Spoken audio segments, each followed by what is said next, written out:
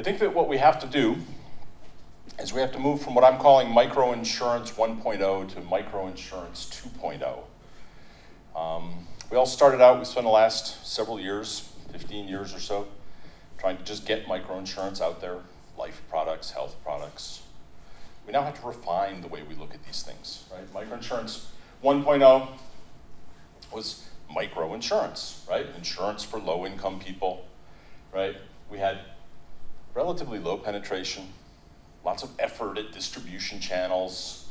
We have high touch, lots of explanation to clients, sit down and get financial education, a lot of high touch, a lot of high effort, cost. We have broad level products, and we've limited consumer protection, for example. Right? We took away a lot of the consumer protections in order to be able to make these products cheap, in order to make them simple, right? So now, when we look at microinsurance 2.0, I suspect within the next 5 years, we won't even be talking about microinsurance anymore, right? Rick says the key to a business case is scale. If we're going to get to scale, we're going to have to move to consideration of the mass market. And in a lot of countries, this is happening already, right? Mexico, Colombia, Brazil, some of these countries that are doing mobile insurance, the mass market. The role we have then is that we have to make sure that the market just doesn't move up, that the companies don't move up in their markets. They say, oh, look, we're doubling the number of people in a certain country that are insured. Is that all the middle income people? Is that low income people? We have to be more considerate of what that market really is. I think the larger distribution channels, this mass market, this is just going to continue. We're going to see more and more and more of it. Where does microinsurance fit? Where do these lessons that we've learned today, where do they fit into this discussion, helping to generate more scale? We're going to have more low and high touch. If we're going to generate super scale, we're going to have to figure out ways in which we can sell these products with lower touch, lower cost. Rick also says the problem with health insurance is the problem of admin costs. I think that's a problem across the board. Life is easier, but it still has significant admin costs. How can we reduce those admin costs through these? The nuanced products, segmentation, right? We'll talk about the nuance in a minute. And more appropriate customer protection. If we're selling to the masses, how do we make sure that they're getting covered? I mean, that they're getting protected and not missold to, not getting lousy products. So a lot of the lessons that we've learned here help us in moving into microinsurance 2.0, kind of a new, more refined approach to microinsurance, okay? And the business case and value. We talked about the actuary's guess. This was kind of an easy way to determine, is there value, is there not, right? Larger the difference between how much you're paying in premiums and what people are getting as coverage, that indicates great value.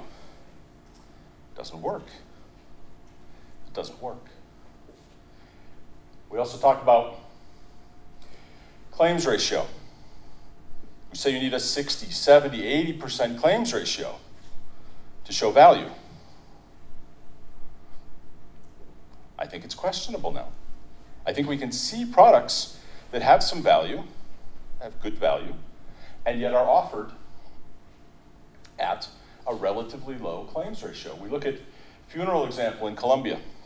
Okay, if we look at the business case side, we've got a 22% claims ratio, 45% in commissions. This is sold through utilities.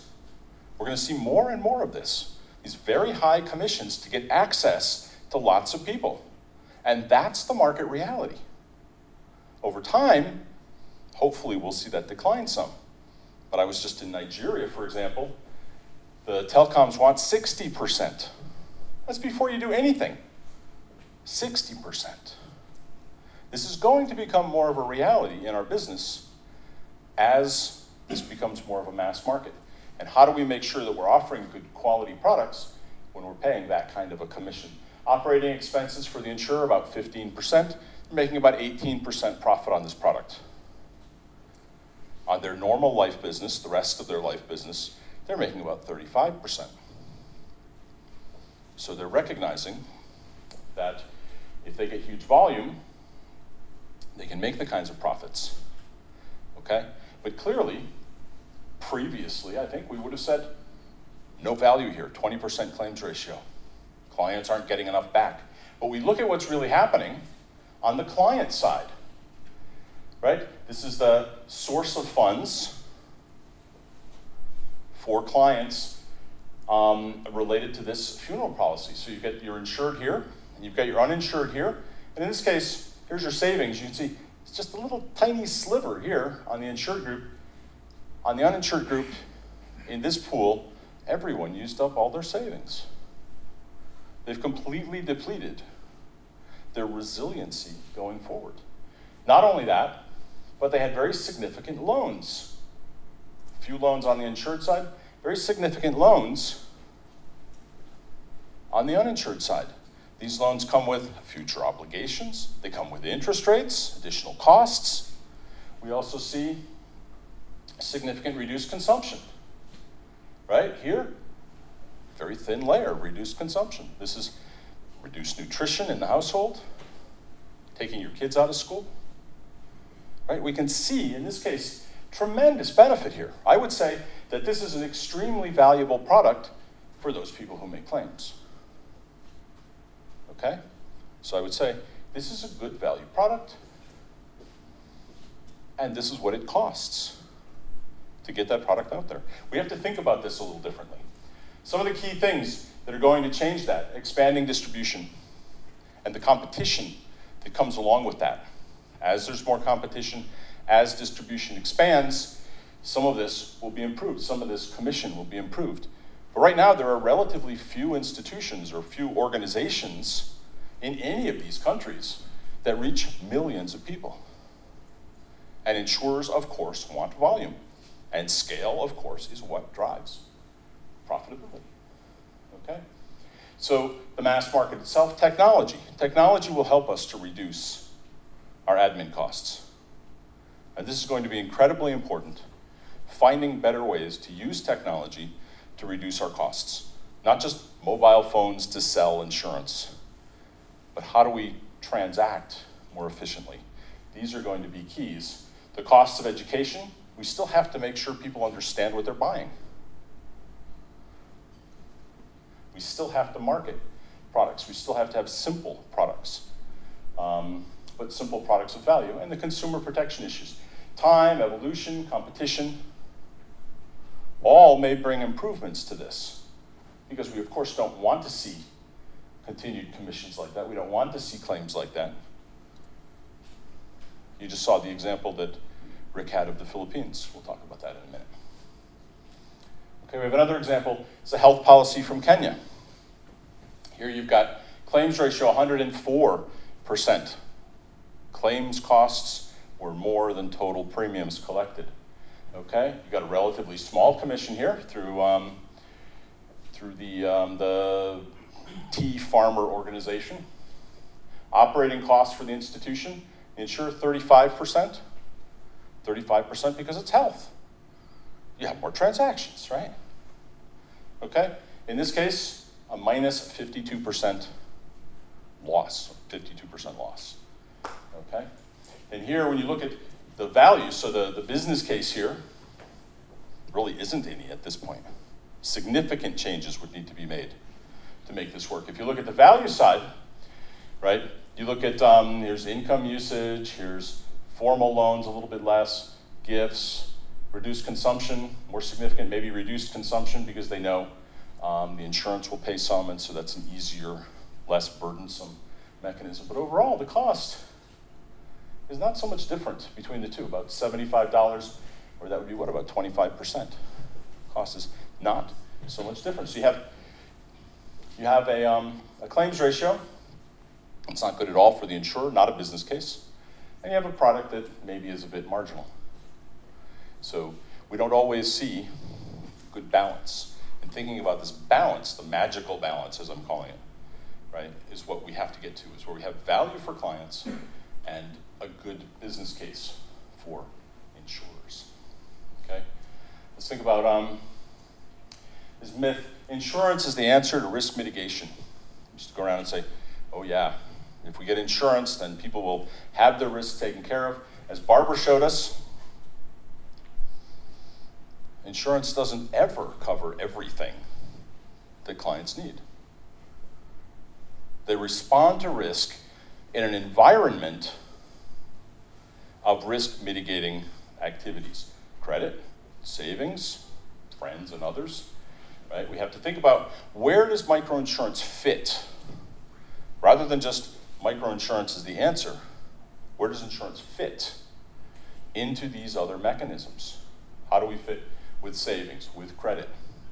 How do we fit with remittances? How do we make those services more efficient and effective at risk management for clients? We have to remember that microinsurance is a piece of the strategy. People will continue forever to use other mechanisms. Let's help them to look at the financial inclusion issues, not just insurance, but the range of products, so that they can better respond to risks, better mitigate their risks. And we can only do that if we have a good understanding of their financial behavior. Okay, I want to come back to a need to move away from kind of a broad life insurance kind of policy perspective to more of a response and service perspective, and kind of what a good market is. We still have to have suave market products, suave products for microinsurance. Suave is simple, understood, accessible, valuable, efficient. Good microinsurance products are suave. So we have to work on developing these products. And where we see a very good example is, again, to go back to the Philippines. Rick talked about a couple of these already, right? So you've got insurers making a bit of money. You've got claims ratio that's been growing 21% to 46% over the last 5 years. You've got a market that has increased by 250%. You've got distributors that have increased, made profits by about 8%. This is a perfect country. It's kind of a perfect storm for microinsurance. This will continue to massively grow. Clients will get better value because in the Philippines now, the competition is not about price. Competition is about service in the Philippines. And I think many, many countries are going to follow this kind of a path.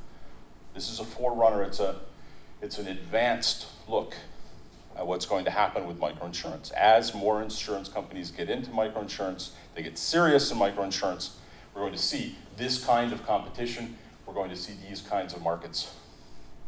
Okay, in the Philippines, why does this happen? It happens because distribution is available, demand is growing due to service, not price. Public efforts in improving the environment. The government has said they want the Philippines to be the microinsurance capital of Southeast Asia. And so they've made a lot of efforts to make that happen. Not by mandating insurers to go into the business, but by proving, showing what's a good product, by doing market education, by creating a logo that people put on their microinsurance policies and then promoting what that means. They've made a big effort at facilitating microinsurance. And competition. Competition has had a tremendous impact. As we have other countries with competition, we're going to get better products, and yet at the same time, competition is not killing profitability. It's helping the business, it's growing the business. This is really, really important. And I think that's about it. Drink milk for better microinsurance. Okay? Thank you. So,